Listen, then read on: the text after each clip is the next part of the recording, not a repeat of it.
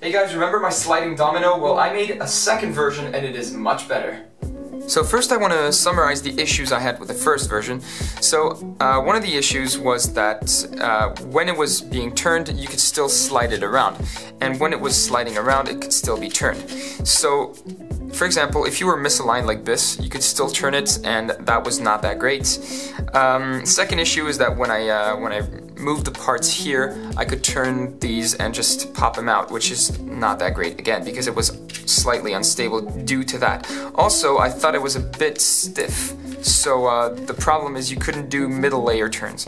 Now on the new version, this is much less stiff, so I put more tolerances, well, at least larger tolerances here, so you can turn the middle section, which is nice. Also, I've added a mechanism on the inside to well, first of all, I've added a clicking mechanism, so once it gets into place, it clicks into place.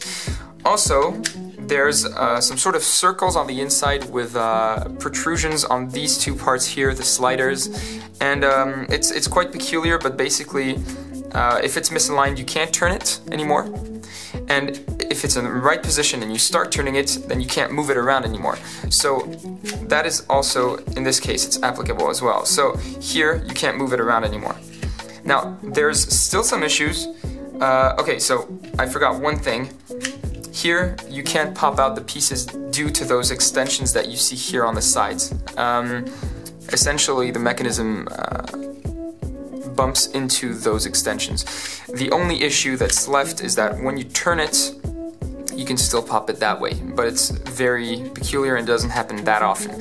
Now, the good thing is that it turns much better, and since there's that blocking of the mechanism here, you don't have to worry about turning it, and you can almost finger trick it as well, so that's really nice, much better than the previous version. The modifications of this version were actually, well, mostly thought up by Frank Teeks.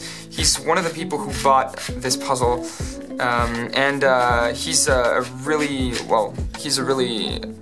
well-known member of the puzzle community because he's a really big puzzle collector, and he collects a lot of custom puzzles, and he's bought a lot of mine in the past. And so I took his advice into consideration, and I made this version, which I'm gonna send to him for free because I think he was disappointed in the first version. I think he was the only one to buy it, by the way.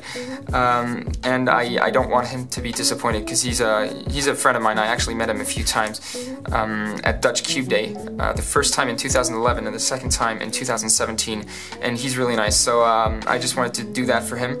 And I really like the second version. I think I'm gonna make myself one because it's much better, and it's a much better solving experience. I have a lot of fun with that one now. So yeah, this is the new version. I'm not going to say much about it because there's already the first video that talks about it.